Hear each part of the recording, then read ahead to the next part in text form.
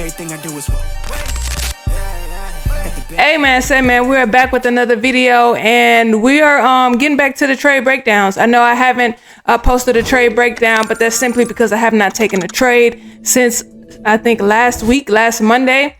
And yeah, man, I don't even think I broke that down. I don't even think I broke that one down just because of how I was feeling. I was moving all last week.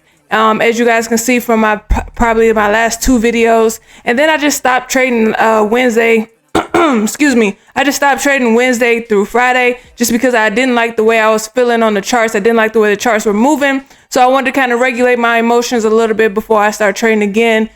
This weekend was a tad bit stressful, but I woke up with some good sleep this morning. So we back at it, and we end up getting a dub. I didn't end up sending this particular one out to the Discord just because it happened later in the day, and the one that I did send out, it just completely got demolished. We didn't take it, but it was invalid. So I did not send this one to my Discord. However, we all were looking at this potential area of interest. So if you are in my Discord and you did end up getting in, congrats to you, and I hope you was able to get a dub from it. So let me do this very quickly, just because I have a lot to do today, but I want to give you guys a very thorough breakdown of why I entered this trade, and where I end up take profit and all of that. I did take this on my eval account, on my TOPSTEP eval account today,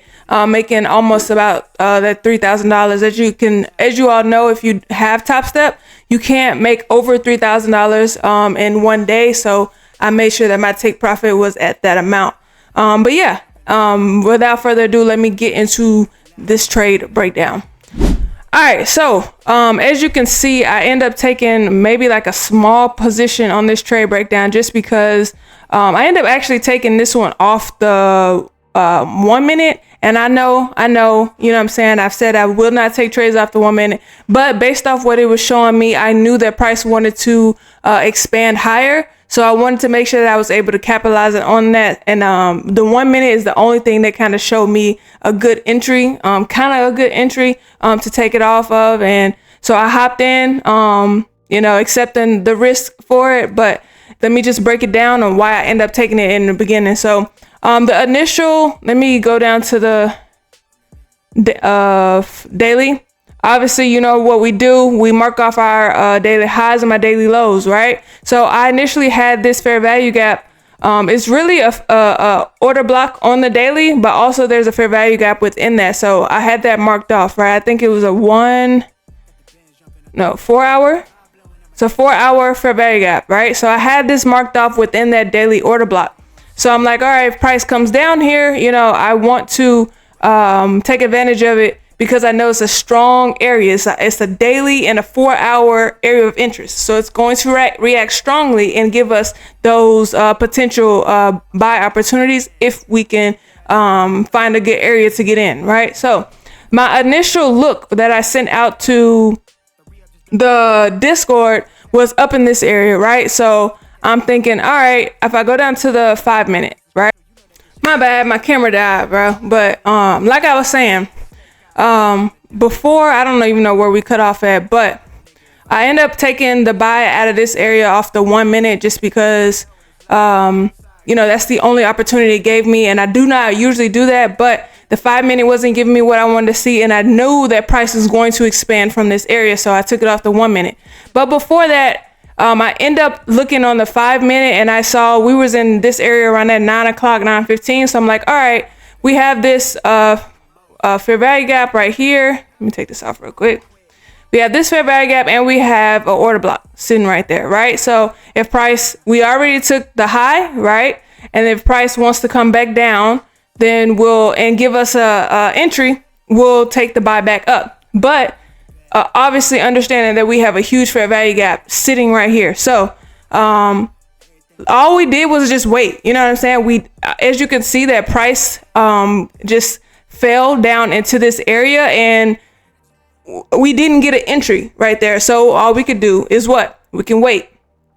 So on the 5 minute, let me see what it did. Yeah, on the 5 minute, it kind of gave you a I guess, fake out like it was about to go up. But again, according to my entries, I take it off the break of the candle. So even if, it give this, I wouldn't have taken it anyway, just because it never gave me the break of the candle. So once it kept pushing down, I'm like, all right, the next area of interest has to be that 4-hour fair value gap or that daily order block, because there's really no other safe or high probability area outside of that I would want to enter buys off of. You know what I mean? So I wasn't going to enter sales just because I knew we are extremely bullish, and I didn't want to, and we hadn't broken any higher time frame lows, higher lows, in order for me to think, okay, we're about to reverse. So buys was my only option when it came to CL or oil.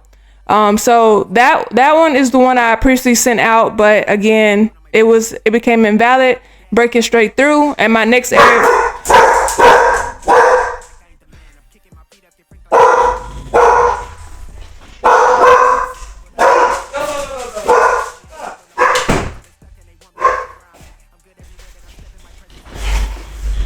damn, my damn dog.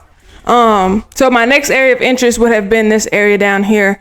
So when price did come down here, obviously you can see that on the 1 hour, I'm sorry, I apologize if you guys can hear my dog, but on the 1 hour, we did respect this fair value gap, right? That 50% of this fair value gap. So I was looking for that, right? I'm looking for, because it's a 4 hour, it's a higher time frame area of interest, we have to wait until the higher time frame candles close. So the initial push down, I was not interested in, right? I'm interested to see how price closes. So we closed, that first bearish candle closed. I'm like, all right, I still need to see how the next one works. If that next candle is going to just push up, or we're going to come down, take some more liquidity, or we're going to hit more gaps. As you can see on the 1 hour, we did have this order block.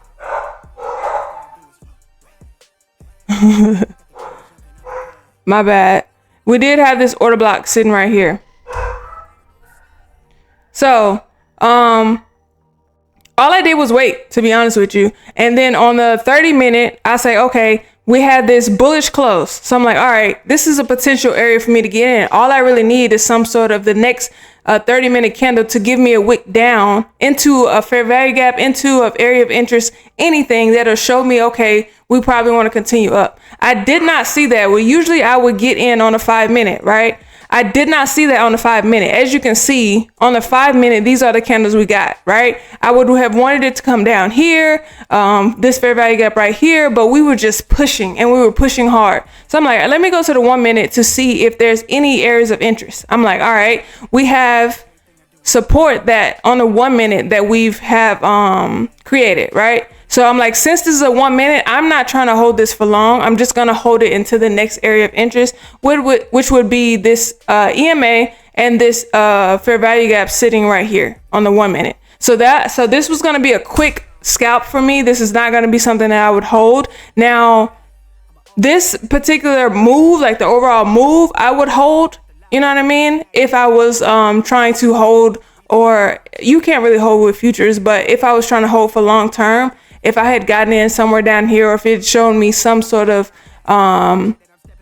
like market structure shifts on a 5-minute, I probably would have gotten in and just held this until we probably come all the way back up here. But because it's the end of the day and you can't really hold futures past a certain time, that wouldn't have worked for me. But this particular scalp is the reason why I got in. Now, I would usually want it to be more of a, you know what I'm saying? We did get the market structure shift here, right? But I would want it to be more of a market structure shift and then come back down at that break.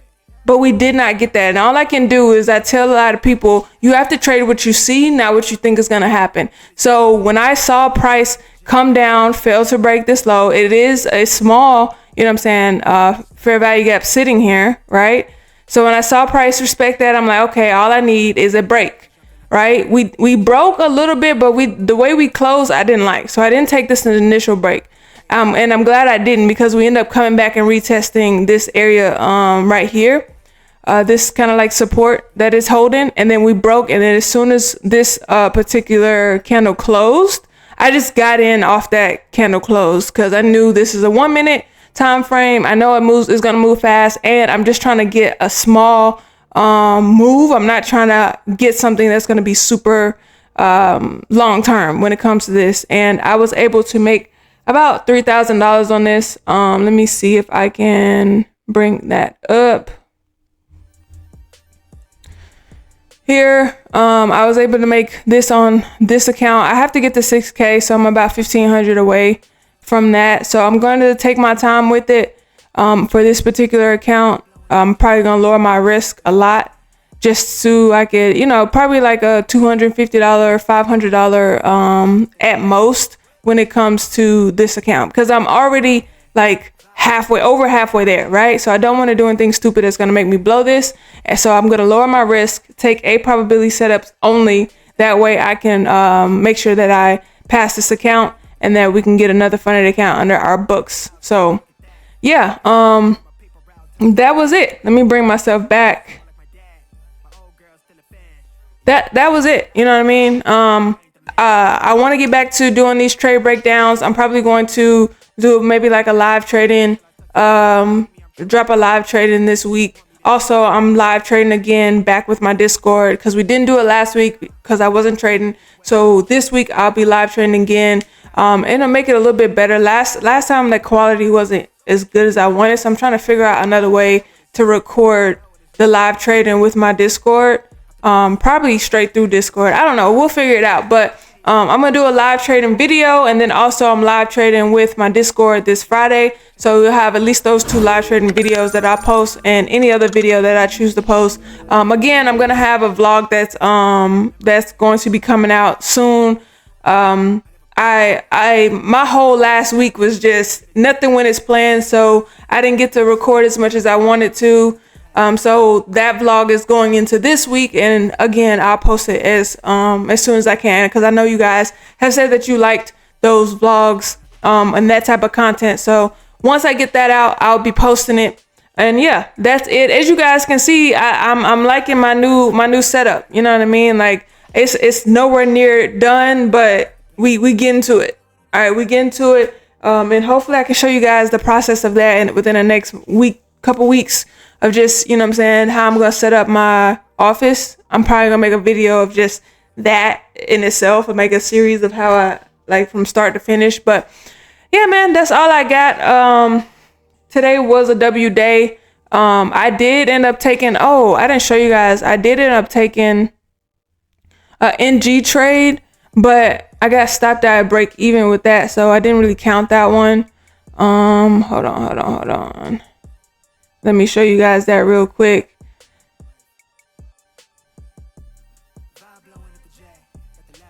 I end up taking this NG trade, and as you can see, hold on, I usually go for 1 or 2, so it would have been like somewhere right there. As you can see, we were close to getting there, but then I just end up getting, stopped at a break even. Once we hit this area here, I put my stops at break even. And then it just came back. I'm kind of upset I didn't take partials here, but given that, given that my plan is to take it at 1 or 2, it's cool. I might end up start taking partials, just to make sure I'm getting back into the routine, since I did take, damn near a week off of trading. So yeah, I just wanted to show you guys that, cause I did take that and I ended up getting stopped out at break even. And then CL was the second trade I took that ended up playing out. And this was not that much. This was a 1 to 3, but off the 1 minute, I'm starting to see why you guys trade 1 minute, cause this is a 1 to 3 and I was risking 9 ticks to get 34. And so I'm starting to see, you know what I'm saying? I don't know. I can't say I'm going to start just trading 1 minute all the time, but I might have to start looking at that thing, because that's a 1 to 3 risk to, almost a 1 to 4 risk to reward right there. You know what I'm saying? And I ain't risked that much. So yeah, man, let me put myself back on the screen. That's all I wanted to just say. Glad to be back with the content, with the trading itself content. And I will get back you know what I'm saying, on the roll of things as best as possible. Moving and all that other shit just kind of threw my schedule off. So we're gonna get back to it. I appreciate you guys tapping in, and I will see you guys on the next one. Peace. Everything I'm on slab. Everything I do is